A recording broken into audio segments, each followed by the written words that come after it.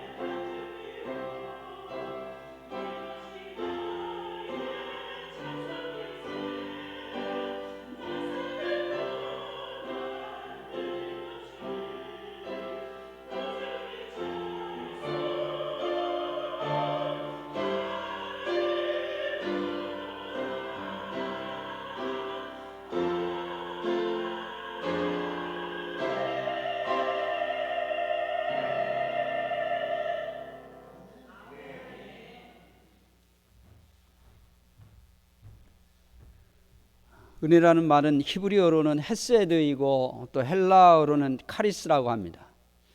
우리말 사전에서 은혜라고 하는 뜻을 찾아보았더니 사랑으로 베풀어주는 신세나 혜택이라고 그렇게 설명하고 있습니다. 성경에서 은혜의 뜻은 하나님이 인간에게 베푸시는 사랑을 의미하는 것으로 인간에 대한 하나님의 자발적이고도 제한 없는 사랑의 은사, 선물을 의미합니다. 성경에서 은혜라고 하는 단어를 가장 많이 사용하시는 분은 사도 바울입니다. 사도 바울께서는 그리스도인들의 믿음의 근거를 은혜라고 그렇게 말씀하고 있습니다. 특별히 에베소서 2장 8절은 우리 모두가 다 잘 아는 말씀이지 않습니까? 너희는 그 은혜에 의하여 믿음으로 말미암아 구원을 받았으니 이것은 너희에게서 난 것이 아니요 하나님의 선물이라. 라고 하는 말씀에서 믿음으로 구원받은 우리의 구원은 하나님의 선물, 은혜로 주어진 것임을 확실하게 말씀하고 있습니다. 누가는 사도행전에서 은혜의 복음, 또 은혜의 말씀이라고 그렇게 표현하기도 합니다. 하나님의 말씀, 구원의 복음은 인간에게 베푸시는 하나님의 은혜, 하나님의 선물입니다. 또한 신약 성경에서는 은혜를 말할 때 하나님의 은혜, 또 주 예수의 은혜, 또 다른 말로는 그리스도의 은혜, 조금 생소합니다만은 은혜의 성령 같은 그런 다양한 표현을 하고 있습니다. 성삼위 하나님, 그러니까 성부, 성자, 성령 하나님을 구체적으로 거론하면서 각 위격을 통해서 베푸시는 은혜가 있음을 말씀하는 것입니다. 이렇게 분리해서 말씀하고 있습니다만은 이것을 통칭 하나님의 은혜라고 그렇게 부릅니다. 요즘 저는 개인적으로 은혜에 대하여 자주 묵상하고 있습니다. 은혜가 없는 세상을 생각해 보면 세상이 너무나 경직되고 삭막할 것입니다. 사도 바울께서 로마서 4장 4절에서 의에 대해서 말씀하시면서 이렇게 말씀하고 있습니다. 일하는 자에게는 그 싹이 은혜로 여겨지지 아니하고 보수로 여겨지거니와, 그렇게 말씀하셨습니다. 일하는 자는 자신이 한 일에 대한 보답으로 보상을 받게 됩니다. 일꾼이 하루 일을 마치고 일당을 받는 것은 너무 당연한 일입니다. 그리에 일꾼이 하루 일을 마치고 일당을 받는 것을 은혜로 여기는 사람이 없을 것입니다. 만약 어떤 농장 주인이 할 일이 없는 사람을 불러서 자신의 농장에서 일하게 하고 새참도 주고 또 점심 때는 좀 이제 맛있는 음식을 준비해서 먹여주었고 또 갈 때는 적당히 용돈이나 손에 쥐어주었다고 생각해 보십시다.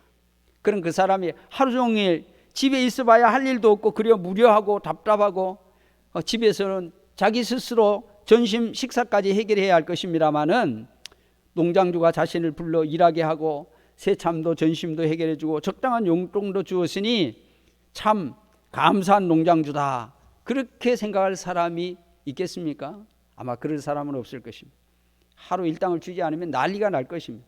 하루 종일 농장에 와서 일해 주었는데 일당을 안 줘, 뭐 이런 악덕 농장주가 있어 하고 아마 요즘 같으면 노동력을 착취한 악덕업자로 노동부에 고발해서 일당뿐만 아니라 벌금도 내고 또 악덕 농장주로 낙인 찍히게 만들 것입니다.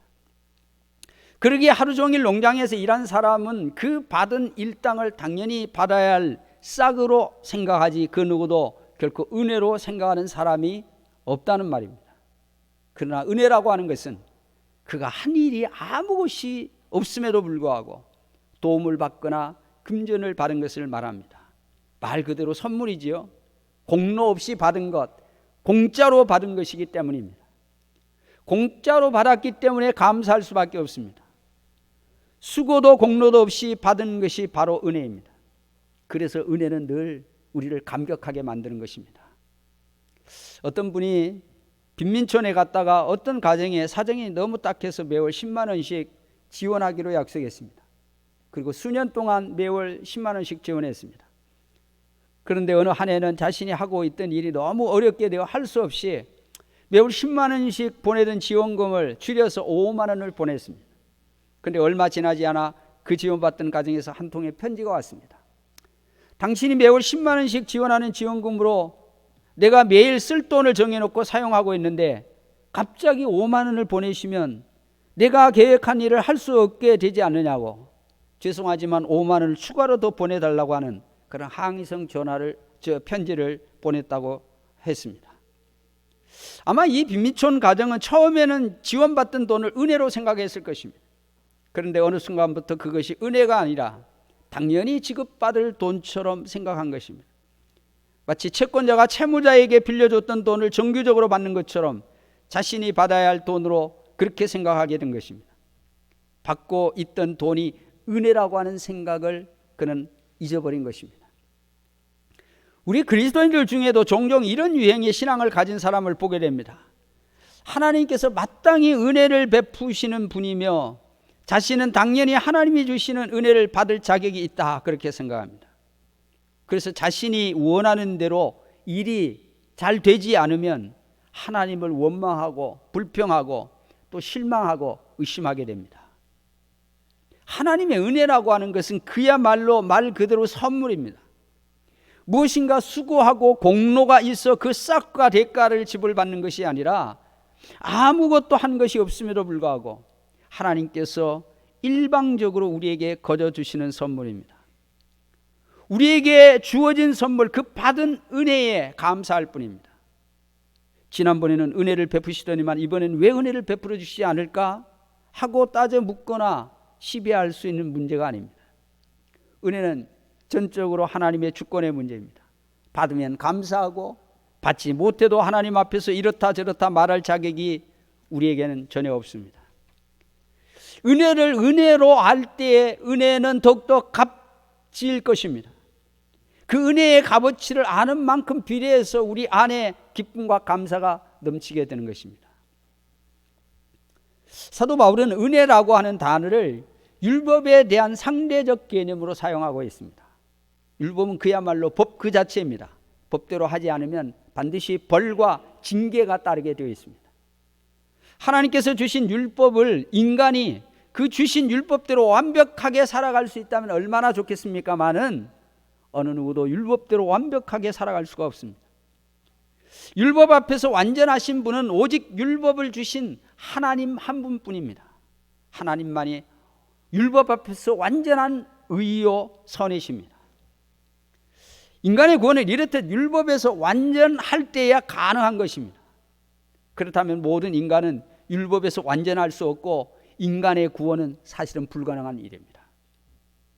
하나님께서 인간에게 율법을 주신 이유는 율법을 통해서 구원받기를 원하세요가 아니라 인간으로 하여금 죄가 무엇인지를 깨닫고 인간의 죄인됨을 인식하게 하기 위해서 주신 법인 것입니다. 죄를 깨달아야 죄의 문제를 어떻게 해결할 것인가를 생각하게 될 것이고 인간 스스로 죄의 문제를 해결할 수 없다고 하는 사실도 알게 될 것입니다.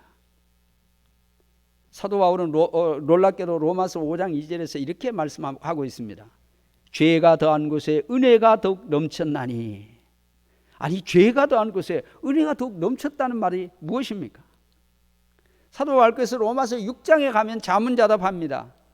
은혜를 더하려고 죄에 거하겠느냐? 그럴 수 없느니라. 죄에 대하여 죽은 우리가 어찌 그 가운데 더 살리요? 그렇게 말씀하고 있습니다.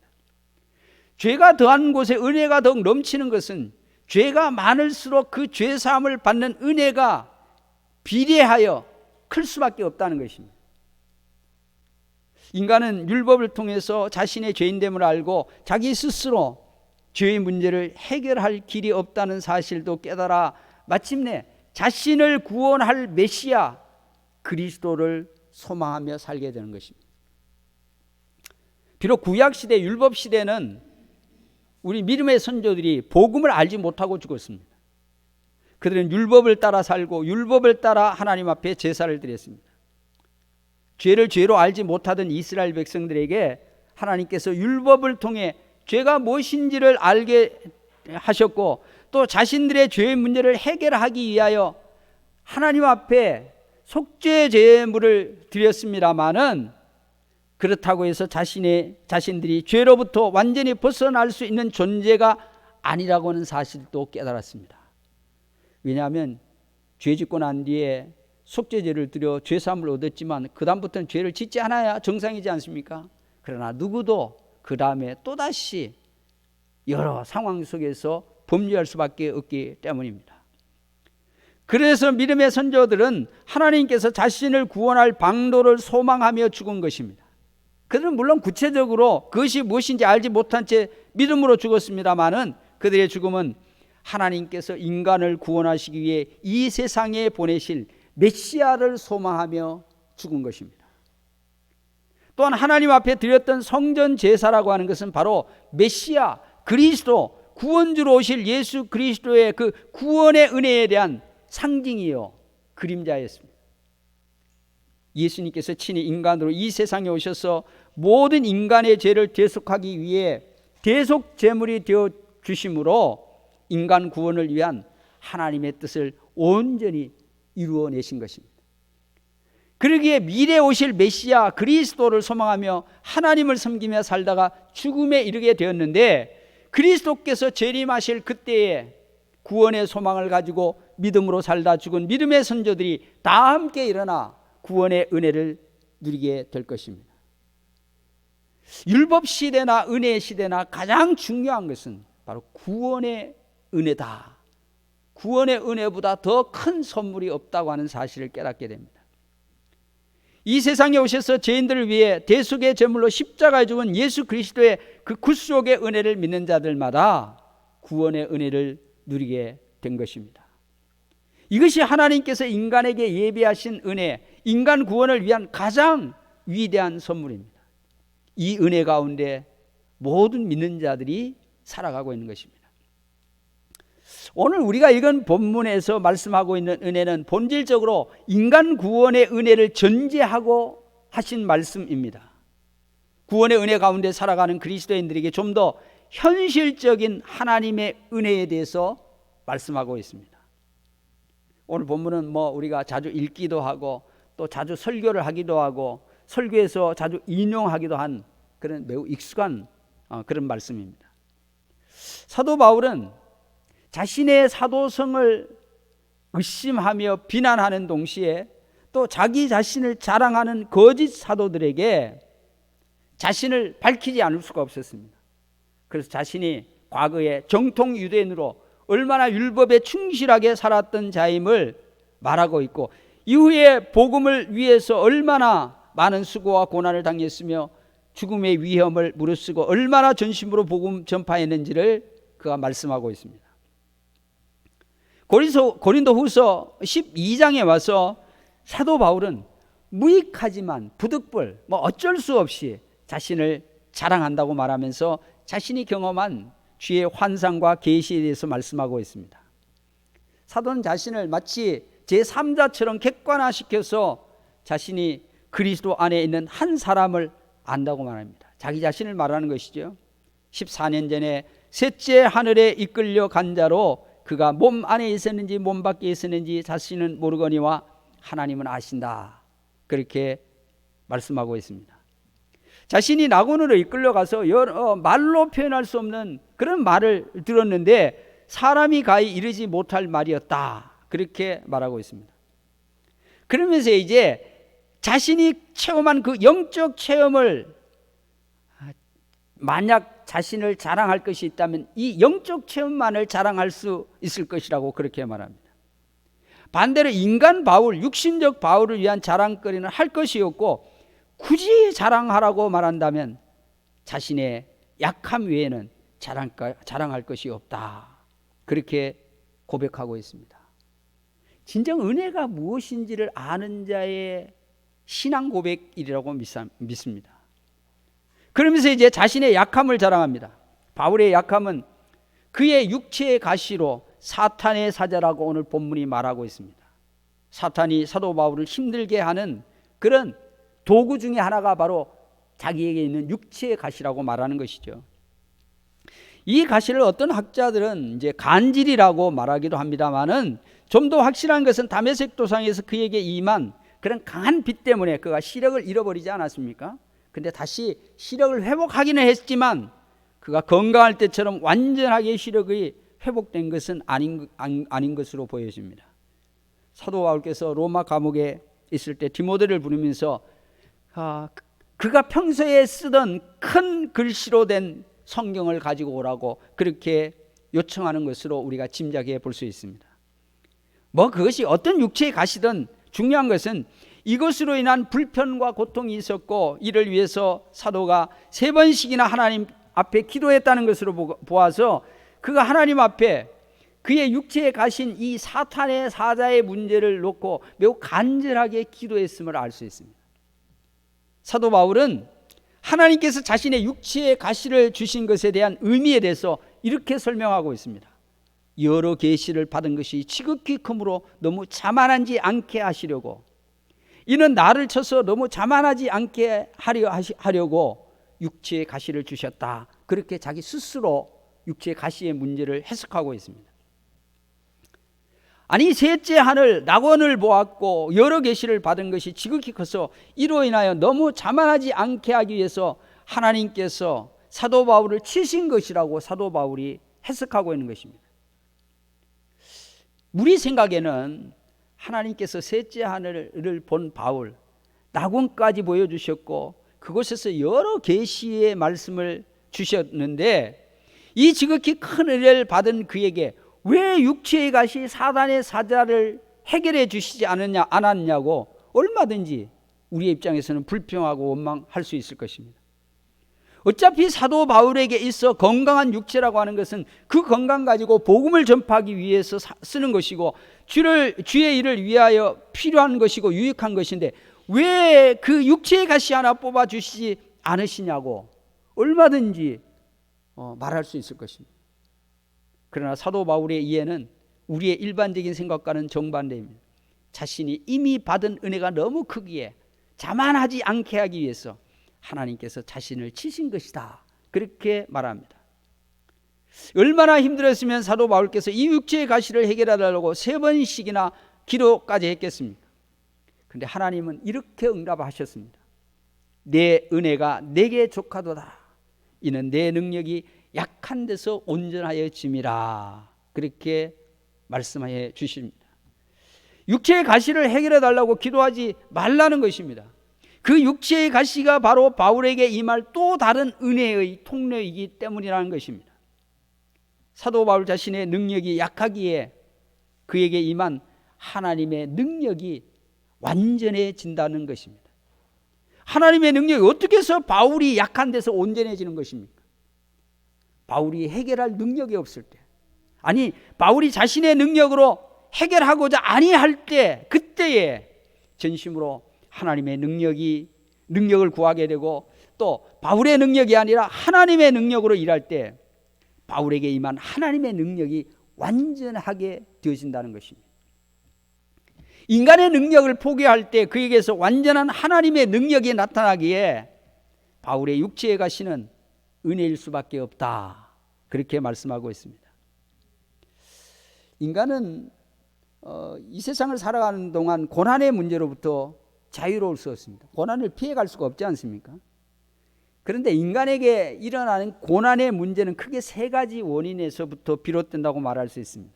첫째는 우리 고난의 대부분을 차지하는 것으로 자신이 지은 죄로 인하여 오는 고난입니다. 죄의 결과이죠. 자기 죄로 오는 그 고난은 자신이 지은 죄로 당하는 것이기 때문에 마땅히 감당해야 합니다마는 동시에 잘 감당해야 합니다.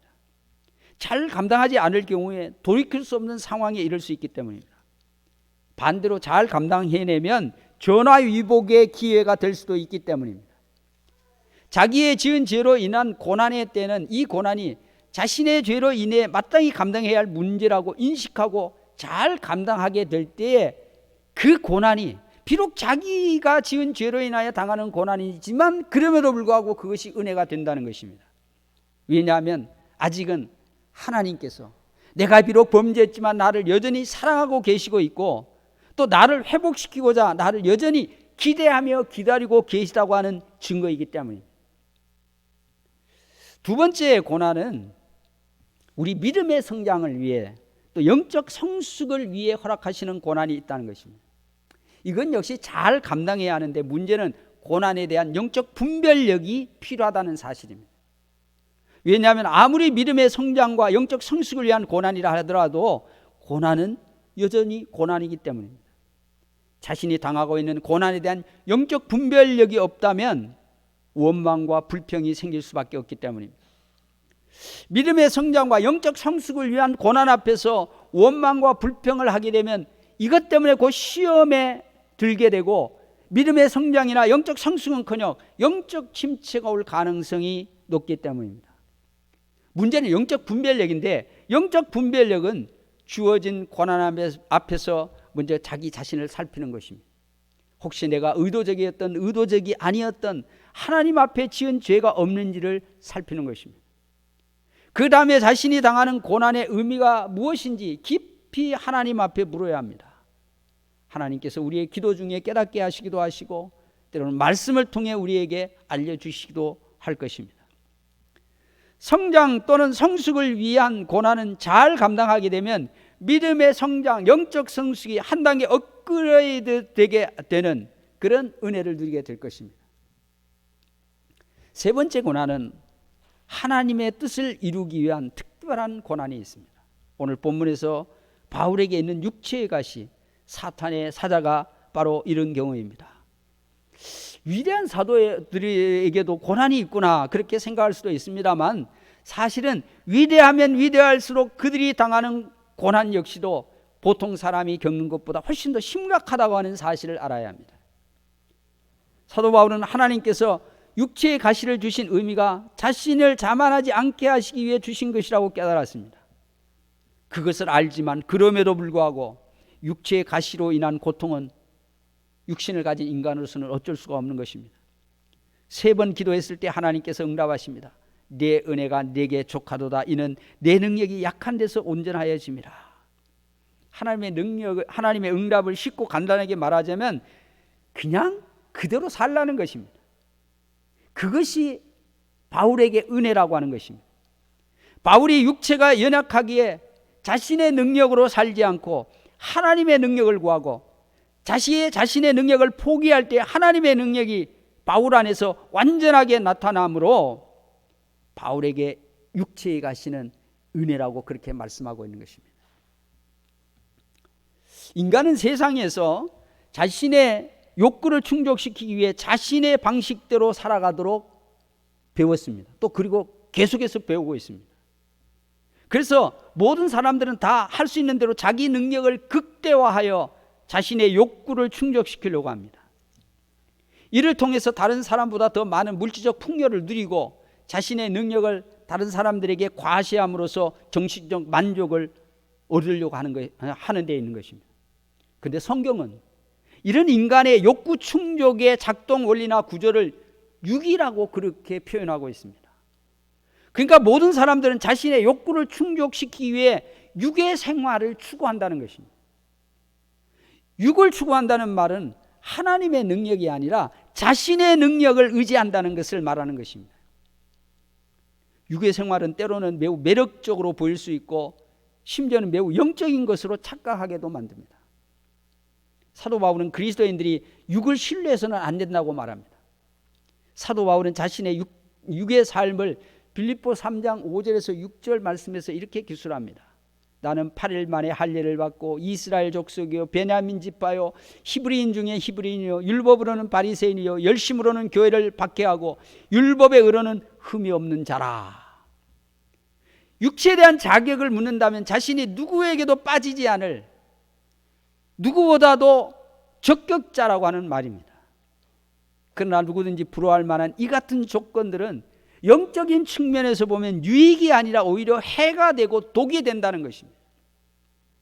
요즘 말로 하면 소위 금수저 집안에서 태어나서 좋은 머리, 타고난 외모, 타고난 스펙 이런 것들이 장점으로 적용하는 것이 아니라 오히려 단점으로 작용한다는 것입니다. 왜냐하면 우리의 육신적 삶은 예수 그리스도를 의지하는 대신에 우리 자신의 능력을 의지하며 살기 때문이라는 것입니다. 하나님께서는 때로 우리에게 감당할 수 없는 무거운 짐을 지라고 말씀하십니다. 때로는 도무지 우리가 감당할 수 없는 절망의 절망으로 또 우리를 정말 더 이상 갈 수 없는 막다른 골목으로 몰고 가시는 경우들을 경험하게 됩니다. 이렇게 우리를 극단적으로 몰고 가시는 이유는 우리의 짐을 하나님 앞에 가지고 나와서 하나님께 우리의 짐을 맡기면서 주님이 대신 우리의 짐을 져달라고 맡기기를 주님이 원하신다는 것입니다. 절망의 과정에서 하나님이 뜻하시는 바는 우리 능력의 막다른 골목에서 오직 하나님만이 우리의 삶의 참된 원천이시고 능력의 원천임을 깨닫게 하시는 뜻이 담겨져 있는 것입니다. 우리는 우리 스스로가 더 아주 강력해지기를 원합니다마는 하나님께서는 우리가 더 강해지도록 도와줄 의지가 전혀 없으십니다. 우리가 약하기에 매 순간 하나님을 의지하고 우리가 필요할 때마다 하나님께서 직접 자신의 능력을 우리 삶 가운데서 나타내시기를 원하신다는 것입니다.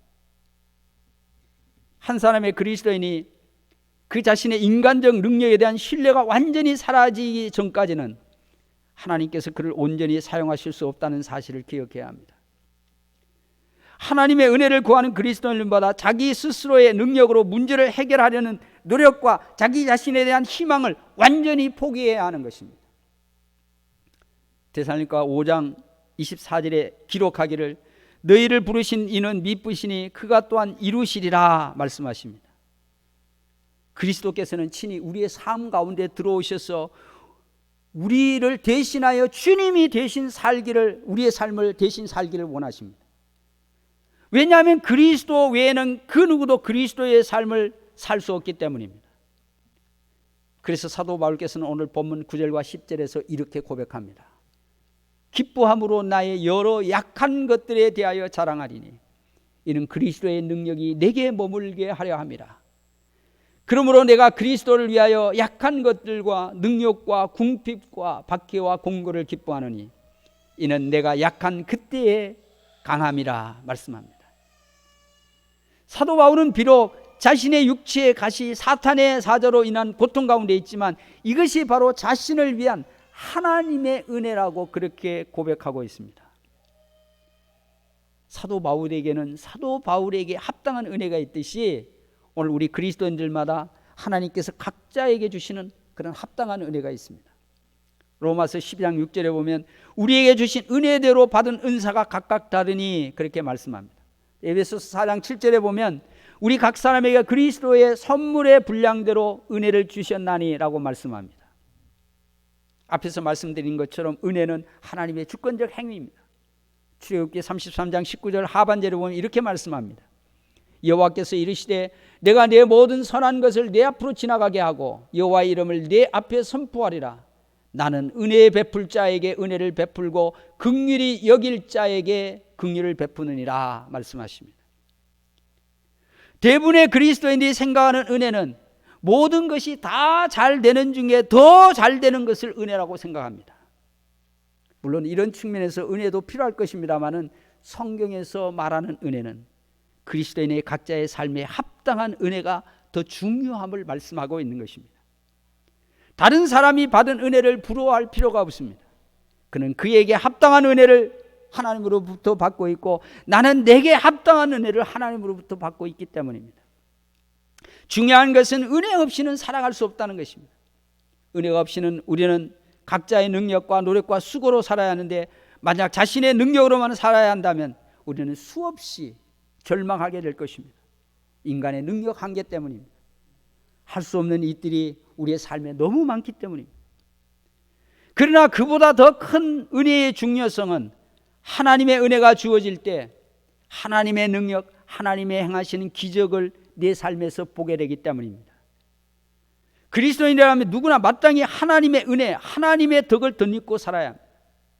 하나님의 은혜 아래에 있을 때 모든 상황 속에서 더 많은 하나님의 능력을 경험하게 되고 하나님으로 살아감으로 하나님의 능력을 세상 가운데서 나타낼 수 있기 때문입니다.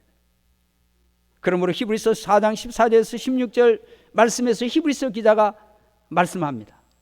육체로 이 세상에 오셔서 우리의 연약함을 동정하시며 죄는 없으시되 우리와 동일한 시험을 당하신 주님 앞에 때를 따라 돕는 은혜를 얻기 위하여 은혜의 보좌 앞에 담대히 나아가야 한다.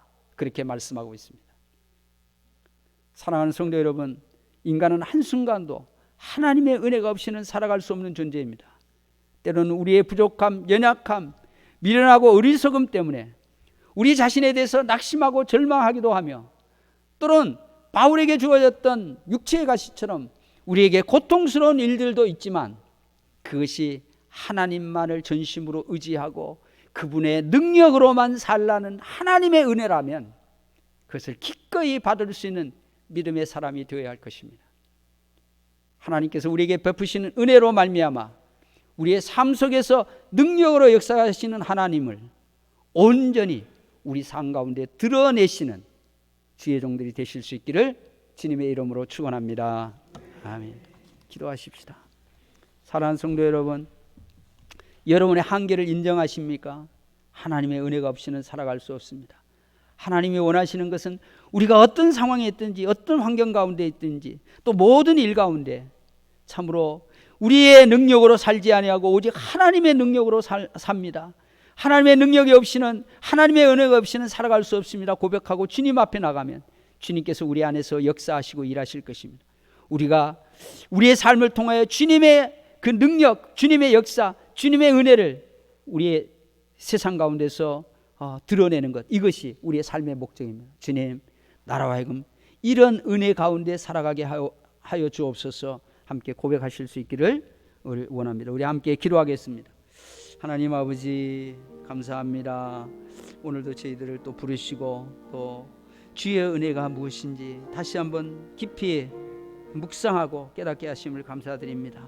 잘 되는 것 위에 더 잘 되는 것, 그것이 은혜가 아니라 내 삶을 통하여 그리스도가 증거되고 그리스도의 능력이 나타내고 또 그리스도께서 내 안에서 일하시는 것을 보게 하는 것, 이것이 참된 참으로 아버지 하나님 은혜인 것을 깨닫습니다. 비록 나는 고통스럽고 힘든다 할지라도, 또 나는 연약하고 무능력하고 무지한다 할지라도 내 속에서 일하시는 주님의 역사가 드러난다면 그것이 바로 은혜인 것을 깨달아 알게 하셔서 주여, 나를 통하여 주의 능력, 주의 또 역사, 주의 은혜를 나타내시옵소서. 그렇게 고백하며 우리의 남은 생애를 신실히 살아갈 수 있는 주의 동료를 되게 하여 주시옵소서. 예수님 이름으로 기도합니다. 아멘. 하나님 아버지, 이 세상을 살아가는 우리 연약한 인간, 능력의 한계를 끊임없이 처절하게 참으로 경험하며 살아가는 인간에게 하나님의 은혜가 없이 어찌 우리가 살아갈 수 있겠습니까? 주님의 은혜가 절실히 필요하고 또 그 은혜 안에서 살아가기를 소망합니다.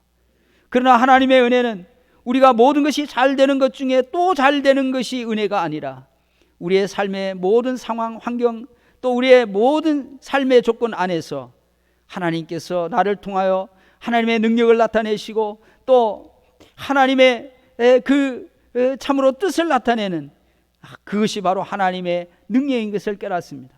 주여, 우리의 삶 속에서 주님 역사하시고 일하셔서 우리의 삶 가운데서 참으로 능력을 나타내신 하나님이 우리의 삶에 통해 증거되게 하여 주시옵소서.